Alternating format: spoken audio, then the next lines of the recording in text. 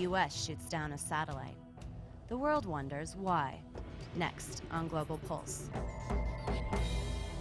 A comparison of how broadcasters worldwide are covering this story. When the U.S. shot down a disabled satellite last week, ABC News was impressed by the military's prowess. It's a feat compared to firing one bullet to hit another bullet.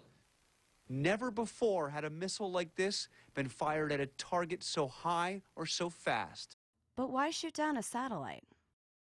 The Pentagon insists its aim on Wednesday was to stop the satellite's toxic fuel tank from crashing to Earth.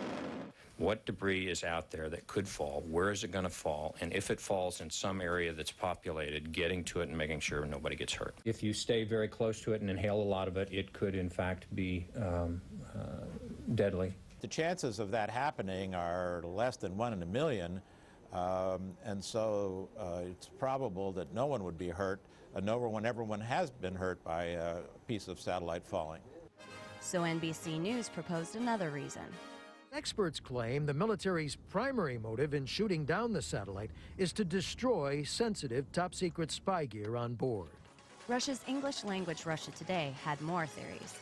Analysts say that the Pentagon may be planning to conduct a full-scale test of an anti-satellite weapon. This missile is part of the American military arsenal, including the Navy. These rockets are designed to shoot down tactical ballistic missiles. Of course, this would be a weapon test.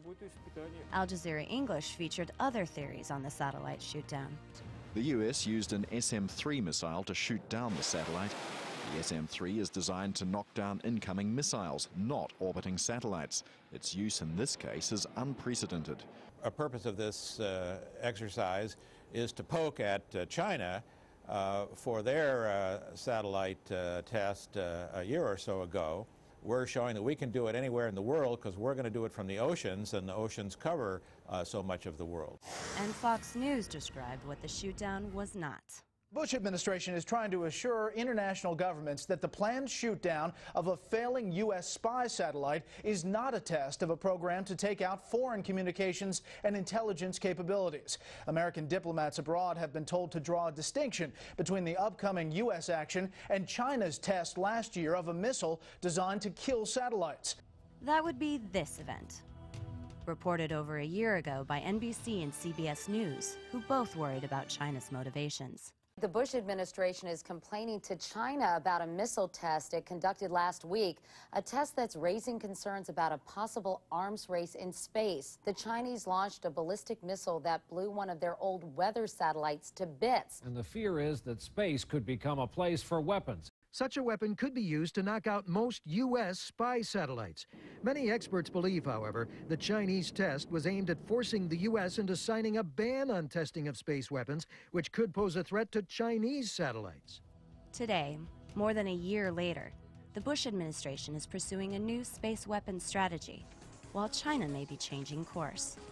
Russia and China challenged the U.S. with proposal to ban arms in space. The United States has been critical of the initiative, and China's anti-satellite missile tests last year only raised more concerns.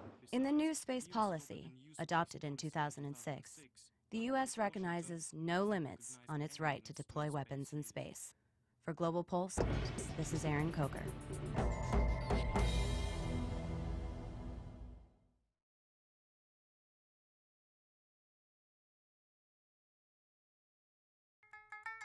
This program is brought to you by Link TV for educational and non-commercial use only. Link TV is the only US network dedicated to global and national news, uncompromising documentaries, and diverse cultural programs.